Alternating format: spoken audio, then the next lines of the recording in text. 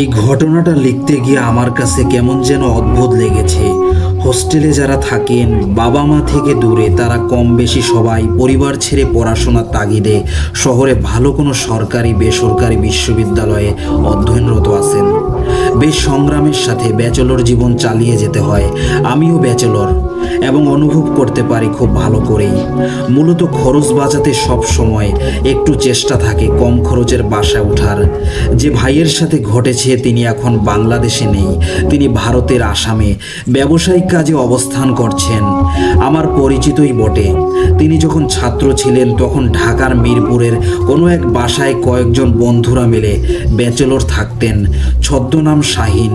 তিনি এবং তার ক্লাসমেটরা 2003 সালে পড়াশোনার তাগিদে সে বাসাটি ভাড়া নেন। পুরনো বাসা হলেও ভাড়া তাদের কাছে একটু বেশি লেগেছে, তা অন্য বাসা থেকে কমই আছে ভেবে তারা থাকা শুরু করে। শাহিনের রুমটার বিছানায় মাথা রাখলেই তার পাশে একটা ছোট্ট জানালা, আর জানালার বাইরে চারকোনা ছোট্ট একটি সবুজ জঙ্গলে ঘেরা মাঠ। কারো আসা যাওয়া নেই, তাই এখানে ঘাস সবুজ লতা পাতায় ভরে গেছে। পাশের বাসার ময়লার স্তূপ এখন এটাই। বাকি রুমমেটরা এই রুমে এসে খুশি, কারণ তারা এতদিন রুম পায়নি। তারা যেতে যেতে শাহিনকে বলে যায়, জানালা বন্ধ রাখো, ময়লার গন্ধ আর পোকামাকড় ঝামেলা করতে পারে। শাহিন এমন দেখে সে সাথে সাথেই ভেবে নেয় সে বাসার অন্য কোনো স্থানে থাকার চেষ্টা করবে, আর তা না হলে সে রুম ছেড়ে দিবে, অন্য কোথাও উঠবে। বাসার থাকার স্থান ছাড়াও সে এই বাসায় ঢোকার সাথে সাথে তার গা শিউরে ওঠে। বিল্ডিংটি দোতলার, ছাদ আছে। শাহিন সব কোনো রকম দেখে বাসাটা ঘুরে দেখতে দেখতে ছাদে পৌঁছায়। ছাদের দরজায় তালা মারা। সে তালা মারা দেখে সে নিচে নেমে আসে। এরই মাঝে রুমের থেকে শাহিনের রুমমেট একজন আচমকা চিৎকার দেয়। আমরা হঠাৎ কিছু একটা দেখে ভয় পেলে যেভাবে চিৎকার দেই ঠিক সেভাবে। শাহিন নিচে নেমে রুমে ঢুকে কি হয়েছে বলে কিচেনে যায়, আর দেখে তার রুমমেটদের একজন হাতে রান্নার খুন্তি নিয়ে দাঁড়িয়ে চোখগুলো বড় করে রান্নাঘরের জানালার দিকে তাকিয়ে। তার শরীরের কাঁপুনিতে খুন্তি যে কাঁপছে তা স্পষ্ট দেখতে পাচ্ছিলাম। রুমের বাকিরাও এলো। শাহিন বলল, কি হয়েছে? ছেলেটা বলে, জানালার সামনে নগ্ন একটা মেয়ে দেখেছে, কুৎসিত চেহারা। জানালার এক পাশ থেকে দ্রুত এসে ছেলেটার দিকে তাকিয়ে অন্য পাশে মুহূর্তে গায়েব হয়ে যায়। ছেলেটা বলে, ভাই, বিদ্যুৎ গতিতে কয়েক সেকেন্ডের ভেতর এটা হয়েছে। বাকিরা কি বলবে বুঝতেছে না। কেউ ফোন টিপছে, কেউ পকেটে হাত দিয়ে দাঁড়িয়ে আছে, কেউ বলছে, কিরে ভাই, আসতে না আসতেই এসব। আবার কেউ বলছে ফ্রিতে ভৌতিক এক্সপেরিয়েন্স। সবাই কম বেশি ভয় পেয়েছে, তবে সেটি চূড়ান্ত পর্যায়ে না, মোটামুটি স্বাভাবিকভাবে নিয়েছে। শাহিনও চোখের ভুল ভেবে সে তার রুমে চলে যায়, এবং যখন সে তার রুমে যাবে ঠিক তখনই শাহিন দেখে বাড়ির একজন বয়স্ক মহিলা একটা বালতিতে কাপড় নিয়ে ছাদে উঠছে। শাহিন দ্রুত তাকে দেখে পিছন থেকে আন্টি বলে ডাক দিল। তারপর তিনি তাকালে সালাম দিয়ে বলে, ছাদের চাবিটা আমাদেরও লাগতো। বৃদ্ধা বলে, ছাদ তো সবার জন্য না, তোমরা নিচতলায় আসো, বাহিরে কাপড় শুকাবা, বলে চলে গেল তিনি। শাহিন বোকার মতো চেয়ে রইল। সন্ধ্যা নাগাদ খাবারের টেবিলে সবাই বসলো। যে ছেলেটা ভয় পেয়েছে সে হঠাৎ খাওয়ার টেবিলে বলে উঠল, এই বাসায় সমস্যা আছে ভাই, তোরা বিশ্বাস কর আর না কর। তাদের একজন বলল, থাকলে থাকলো, সমস্যা কোথায়? কম বেশি সবাই গা ছাড়া। ছেলেটা বলে উঠল আবার, তোমরা যে ভাব দেখাইতেছো রাতের বেলা টয়লেটে যেতে যেন না হয়, ঠিক মতো করে ঘুমাইও। এটা শুনে বাকি দুই রুমের তারা বলে, আমাদের রুমের সাথে টয়লেট, তো টয়লেট যেতে ডাইনিং রুমে যেতে হবে বলে সবাই হেসে দেয়। সবাই খেয়ে যে যার টেবিলে পড়ছে। অনেক রাত পর্যন্ত পড়া হয়। মাঝে মাঝে সিগারেট টানতে বারান্দায় বসে আগুন ধরাচ্ছে। একজন প্রশ্ন করলো, কিরে, ছাদে যাওয়া যায় না? পাশের রুমের আরেকজন বলল, আমাদের যাওয়া নিষেধ, তালা মারা। সিগারেট খাওয়া বান্দার সাথে সে আরেকজন যোগ হলো। তার থেকে সিগারেট চাইলো। অর্ধেক খাওয়া সিগারেটটা নিয়ে টান দিল। সে বসলো। একটু পর হঠাৎ বিকট শব্দ হলো, যেন উপর থেকে কিছু একটা সজোরে মাটিতে আছড়ে পড়লো, তবে কিছুই দেখা যাচ্ছে না। দুই বান্দা বসা থেকে দাঁড়িয়ে ফোনের ফ্ল্যাশলাইট জ্বালিয়ে এদিক সেদিক দেখতে লাগলো, কিছুই নেই। দুইজন দুজনেই রুমে ঢুকে একটাই কথা বলল, এই বাসায় তো মনে হয় থাকা যাবে না। বলতেই বাকিরাও আসলো। এবার আরেকজন বলল, ভাড়া অ্যাডভান্স সবই দেওয়া, কাল বাড়িওয়ালার সাথে কথা বলি। এরই মধ্যে বারান্দায় বসে থাকাদের একজন বলল, শান্তিমতো সিগারেটটাও টানতে পারলাম না। রাতে ঘুমাতে গিয়ে এক রুমের রুমমেট আরেক রুমের রুমমেটের সাথে তর্কে জড়িয়েছে। তর্ক হচ্ছে তার চার্জার নিয়েছে। চার্জার নিছে ভালো কথা, চার্জ শেষে কেন তার রুমে আবার ফেরত দিয়ে গেল না। এখন সেই রুমমেটের কথা হচ্ছে, আমার ফোনে এখনো 80% চার্জ আছে, আমি তো চার্জার নেই নাই। এবার চার্জারের মালিক বলছে, তোর বিছানায় পাইছি আমার চার্জার।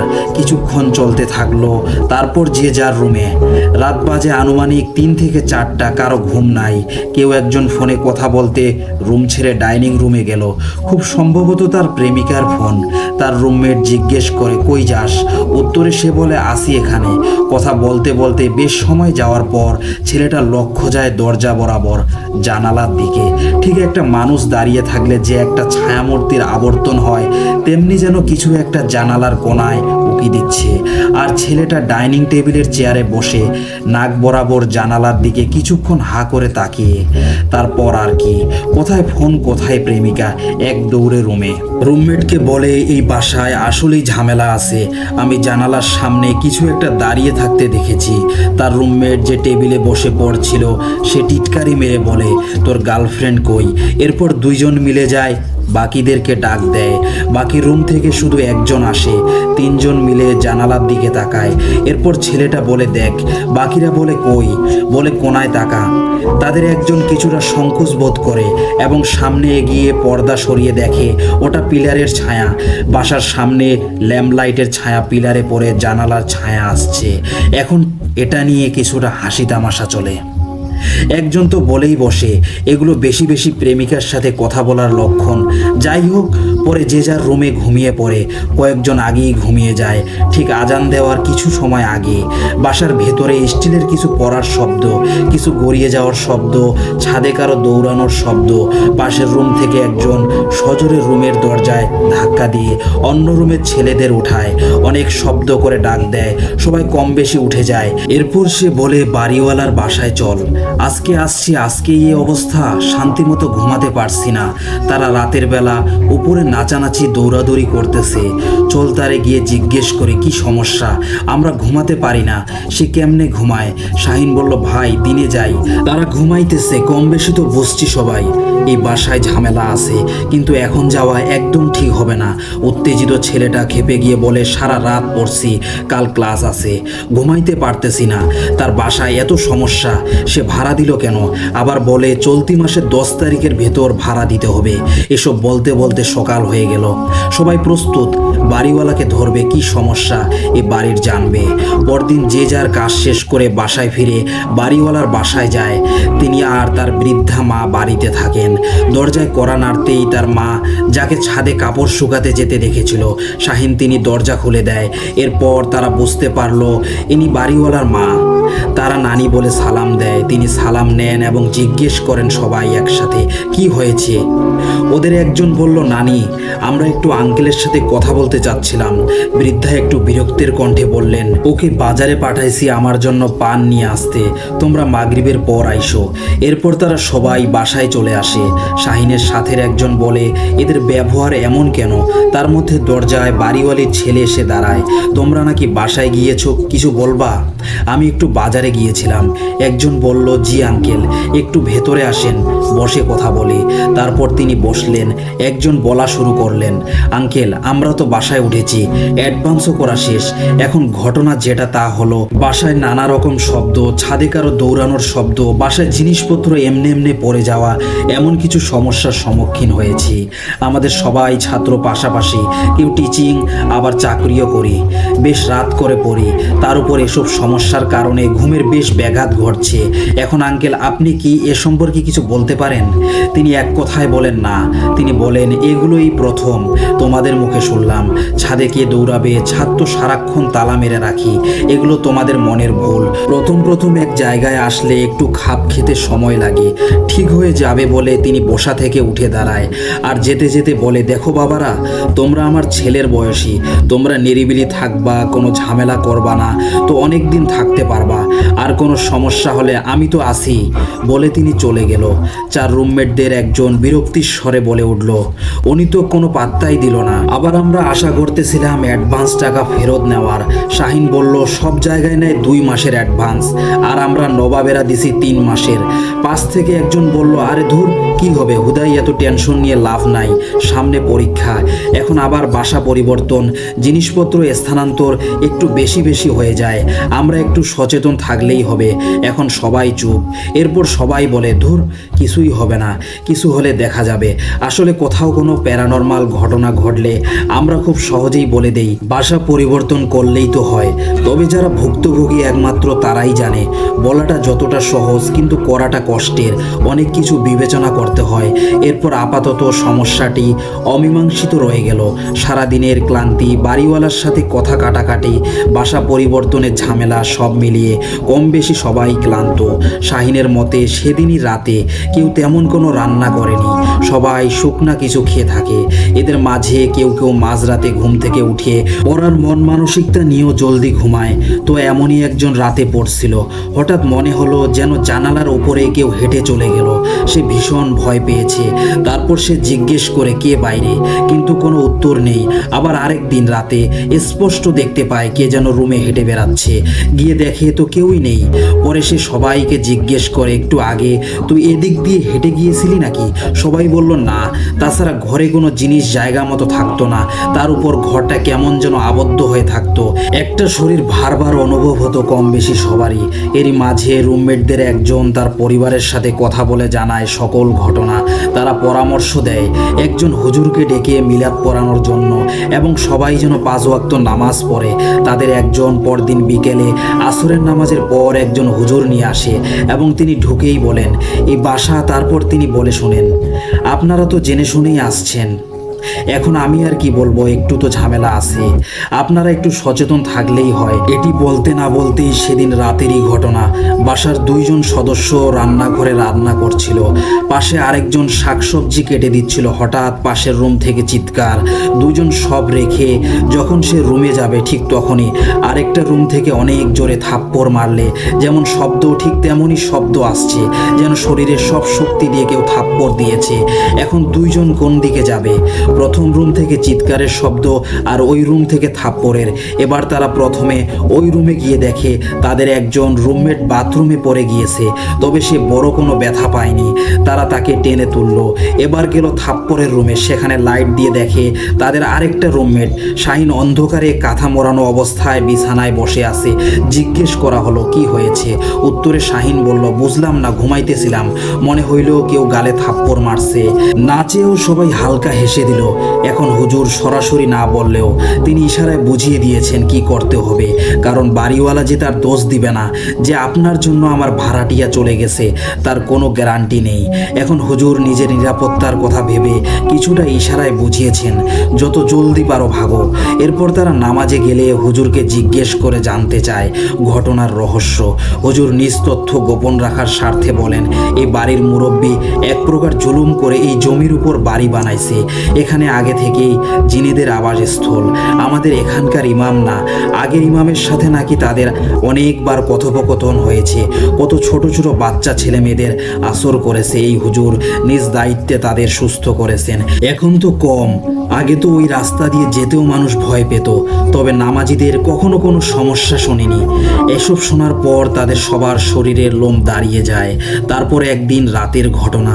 তো সেদিন রাতে কেউ একজন হঠাৎ ঘুম থেকে উঠে বসে। সে তার পাশের রুমমেটকে ডাক দেয়, ডেকে বলে, উঠতো, কিছু একটা শব্দ পাচ্ছিস কিনা? সে এখনো ঘুম ঘুম অবস্থায়। এরপর আবার বলে, আরে ওঠ, এটা কিসের শব্দ? এরপর সে বিরক্তির স্বরে বলে, কি হয়েছে, ঘুমা যা। ছেলেটা আবার বলল, শোন, অনেকক্ষণ ধরে একটা শব্দ শোনা যাচ্ছে। এটা কিসের শব্দ? যেন গরু জবাই দিলে যেমন শব্দ তেমন কিছু। এবার তার একটু হুঁশ ফিরল। সে বিছানা থেকে উঠে বসলো, বলল, কই, কোনো শব্দ নেই তো। বলে, এতক্ষণ ধরে হচ্ছিল, একটু চুপ থাক। এরপর আবার একটু একটু শোনা যাচ্ছিল। তারপর বলল, দেখ শুনছিস এবার? তারপর বলে, হ্যাঁ এটা কিসের? বলে তারা বিছানা ছেড়ে উঠে লুঙ্গি বেঁধে রুমের দরজা খুলতেই চোখ কপালে। মুহূর্তেই দরজাটা খুলেই দুইজন অপ্রস্তুত অবস্থায় একটা চিৎকার দিয়ে বসে। দেখে তাদেরই একজন ফ্লোরে পড়ে চোখগুলো উল্টিয়ে খুবই ভয়ানক শব্দ করছে। এবার ওরা তাকে ধরে আর জিজ্ঞেস করে, কি হয়েছে তোর? তারা তার মাথায় পানি দেয়, অনেক কথা বলে। এর ভেতর রুমের বাকি দুইজনও এসে দেখে এই অবস্থা। এবার তারাও জিজ্ঞেস করতে থাকলো কি হয়েছে, তবে কেউ জানে না সমস্যা কি। শাহিনের রুমের ছেলেটা কি মনে করে ভয় ভয় কণ্ঠে সূরা পড়তে শুরু করে। একটানা সে অনেকক্ষণ সূরা পাঠ করতে থাকে, বেশ কিছুক্ষণ খিচুনির মতো কাতরাচ্ছিল। এরপর কেউ হাত পা মালিশ করা, কেউ সূরা পাঠ করা, কেউ কথা বলা সহ সবাই তাকে যথেষ্ট সেবা করতে থাকে। আর মাঝরাতে কারো ডাক্তার নিয়ে আসার কথা কেন যেন মাথায় আসেনি। তাদের চিন্তায় প্যারানর্মাল কিছুই বেশি ছিল। এরপর মাঝরাতে ছেলেটা চোখ খুলে এবং এরই মাঝে সে কিছুক্ষণ ঘুমো দিয়েছে। এরপর তাদের একজন একটু একটু করে জিজ্ঞেস করে, কি হয়েছে তোর? ভয় নাই, আমরা আসি তো, ওই দেখ সবাই আছে, কি হয়েছে বল আমাকে। তুই এভাবে ফ্লোরে পড়েছিলি কেন? অনেকক্ষণ চেষ্টার পর সে একটু একটু করে বলে, আমি কি মনে করে মাঝ রুমে গিয়েছিলাম, মনে হলো তোরা কেউ ডাইনিং রুমে ছিলি, তো আমি যাওয়ার পর কেউ নেই। আর মুহূর্তেই কিছু একটা সজোরে আমার বাহুর সাথে ধাক্কা লাগে। আমি আমার এই হাত এখনো উঠাতে পারতেছি না, এত ব্যথা। মনে হয় যেন বড় ভারী একটা পাথরের সাথে ধাক্কা খেয়েছি বা ধাক্কা দিয়েছে। এরপর আমি ফ্লোরে পড়ে যাই। বাকিটা সবারই জানা। এইটার পর রুমমেটদের একজন কারোর সাথে কথা না বলেই দরজা খুলে বাড়িওয়ালার বাসায় চলে যায়। তাদের দরজা সজোরে ধাক্কা দেয় এবং আঙ্কেল আঙ্কেল বলে ডাকতে থাকে। একটা সময় তিনি এসে একটা ধমক দেয়। এরপর ছেলেটা বলে, আপনি তো কোনো গুরুত্বই দিলেন না আমাদের কথায়, এখন দেখে আসেন আমার রুমমেটকে আঘাত করে ফেলে গেছে ফ্লোরে। বাড়িওয়ালা ছেলের চোখে ভয়ের ছাপ দেখে আর না করতে পারল না। তিনি তার সাথে তাদের রুমে আসলেন, ছেলেটাকে দেখলেন, তার পরিচিত ডাক্তারের ঠিকানা দিলেন, কাল সকালে ডাক্তার নিয়ে আসতে বললেন। ছেলেটা পরে গিয়ে মাথায় বেশ আঘাত পেয়েছে। এরপর সবাই জোর করে বাড়িওয়ালাকে বলল তারা থাকবে না, তিনি যেন 1 মাসের ভাড়া রেখে বাকি টাকা দিয়ে দেয় এবং তাদের যে ক্ষতি হলো এর কি সমাধান হবে আর কেনই বা এমন হচ্ছে সেটাও জিজ্ঞেস করে। এদিকে সকাল হয়ে গেছে। বাড়িওয়ালা এবার মুখ খুলল। তিনি বলেন, তার এমনি এমন কিছু আমি আমার চোখে কখনোই পড়ে নাই। এমনি আমার মায়ের থেকে শুনেছিলাম আমার বাবাকে ছাদ থেকে কিছু একটা ধাক্কা দিয়ে ফেলে দিয়েছে। তখন আমি আমাদের রিক্সা গ্যারেজে ছিলাম। উপর থেকে পড়ার কারণে হাত পা ভেঙে প্যারালাইজড হয়ে যান, পুরোপুরি শয্যাশয়ী হয়ে যান। ওনার মা এবং বউ অনেক বছর ওনার বাবাকে সেবা দেন। তিনি বিছানায় অনেক বছর কষ্ট করার পর একদিন মারা যান। আর তার মা নাকি অনেকগুলো কালো ছায়া দেখতেন। এমনকি তিনি তার মায়ের থেকে জানতে পারেন ওনার বাবা এসব জিন দ্বারা অনেক আগে থেকে আক্রান্ত ছিলেন। মূলত মূল সমস্যাটা এই জমির। এই জমিটা সম্পূর্ণ পরিত্যক্ত জমি ছিল। বাড়িওয়ালার বাবা উক্ত জমিটি বেদখল করেন। মূলত জমিটি 80-র দশক থেকে পরিত্যক্তভাবে পড়েছিল। এই জমির আসল মালিক জমিটিতে বাড়ি করতে গিয়ে বারবার ব্যর্থ হওয়ার পর তিনি জমিটি পরিত্যক্ত অবস্থায় ফেলে অন্যত্র চলে যায়। এরপর উক্ত পরিত্যক্ত জমি বাড়িওয়ালার বাবা অবৈধভাবে বেদখল করে সেখানে মাটি ফেলে জায়গাটা নিজের করে নেয়। সে এলাকার অনেকে নিষেধ করার পরও তিনি কারো কথা শোনেননি। এরপর তিনি এখানে এই বাড়ি নির্মাণ করেন। আর নির্মাণের আগে পরে থেকে ওনার বাবা নানান দুঃস্বপ্ন দেখতে থাকেন, নানান সমস্যায় জর্জরিত হন। তারপরেরটুকু আপনারা জানেন যে তিনি ছাদ থেকে পড়ে বাকি জীবন বিছানায় কাটিয়ে দেন। তবে অদ্ভুত ব্যাপার হলো উক্ত বাড়িটিতে তারা মা এবং ছেলে ছাড়া কেউ টিকতে পারেনি, এমনকি বাড়িওয়ালার বাবাও। তবে বাড়িওয়ালা বলেন, এত কিছু হওয়ার পরও তোমাদের ভাড়া দেওয়ার বিশেষ কারণ ছিল। সবাই জিজ্ঞেস করে কারণটা জানতে চায়। তখন তিনি বলে, উক্ত বাড়িটিতে এখন পর্যন্ত 4 থেকে 5টা পরিবার থেকে গিয়েছে। তার মাঝে 3টা পরিবারের কোনো সমস্যা হয়নি, তবে বাকি পরিবারগুলো কিসব নাকি দেখেছে। এসব তারা বাড়ি ছাড়ার আগে আমার প্রতিবেশীদের সাথেও আলাপ করে যায়। এতে তার এই বাসার ভাড়া হয়নি। তবে তিনি যেহেতু এও দেখেছেন যে এখানে আর 3টা ফ্যামিলি ছিল এবং তারা খুব ভালো ছিল, তাই তিনি বিশ্বাস করেন এই বাসায় এমন কিছুর অস্তিত্ব আছে যে নিজে নির্ধারণ করে এই বাসায় কে থাকবে কে থাকবে না। এই বাড়িওয়ালা দেখতে চেয়েছেন ব্যাচেলর থাকলে কোনো আপত্তি আছে কিনা। তবে তিনি যেহেতু এখন নিশ্চিত হয়েই গেছেন যে তাদের এই বাসায় থাকতে কিছু একটার আপত্তি আছে, তো এখন তিনি বিনয়ের স্বরে বলেন, তোমরা বাবা অন্য বাসা দেখো, পেলে আমাকে জানাবে, আমি তোমাদের 1 মাসের খরচ রেখে বাকিটা দিয়ে দিব। বলা বাহুল্য এই জিনিসটার ভয়ে বাড়িওয়ালা বাড়িওয়ালা তার বউ ও 2 মেয়েকে তার শ্বশুর বাড়িতে রেখেছেন। তারা মাঝে মাঝে এসে বৃদ্ধার সেবা করে আবার দিন থাকতে চলে যায়। বৃদ্ধা মানে নানি, তিনি এ বাড়ি ছেড়ে কোথাও যাবে না, তার স্বামীর বাড়ি বলে কথা। যতদূর জানতে পেরেছি এখন সেখানে অট্টালিকা, তবে এখনো মাঝে মাঝে কিছু চোখে পড়ে সাধারণ মানুষের। লিসেনার্স এই ঘটনাটি লিখেছেন মোহাম্মদ রাকিব। রাকিব ভাই আরও লিখেছেন 2003-এ ফ্ল্যাশ লাইট মোবাইলের তখন ব্যবহার ছিল কি ছিল না তা লিসেনার্সদের কৌতূহল থাকতে পারে। তাদের এই কৌতূহলী ধারণার প্রতি সম্মান জানিয়ে বলতে চাচ্ছি, ঘটনাটা যার, তিনি যেহেতু বর্তমানে আসামে অবস্থান করছেন এবং তার বাংলাদেশি নাম্বার বন্ধ, সেহেতু আমি তার নিজ বক্তব্য রেকর্ড করার উদ্দেশ্যে তার নাম্বারে মেসেজ দিয়ে রেখেছি। আশা করছি শীঘ্রই তার সাথে যোগাযোগ করতে পারলে আমি আপডেট এই পোস্টের সাথে সংযুক্ত করে দিব। এখন ঘটনাটা যেহেতু আমার না, সেহেতু ভুল ত্রুটি আপাতত ক্ষমা দৃষ্টিতে দেখবেন। যাই হোক, সালটা ভুল নাকি আমার ভুল আছে কোথাও, সেটা আশা করছি শীঘ্রই জানতে পারবো। আর অনুমান দৃষ্টিতে সে বলেছে 80% বা 80 ভাগ চার্জ আছে, তাই এখানে অ্যান্ড্রয়েড ফোন ভাবার কোনো যুক্তি নেই।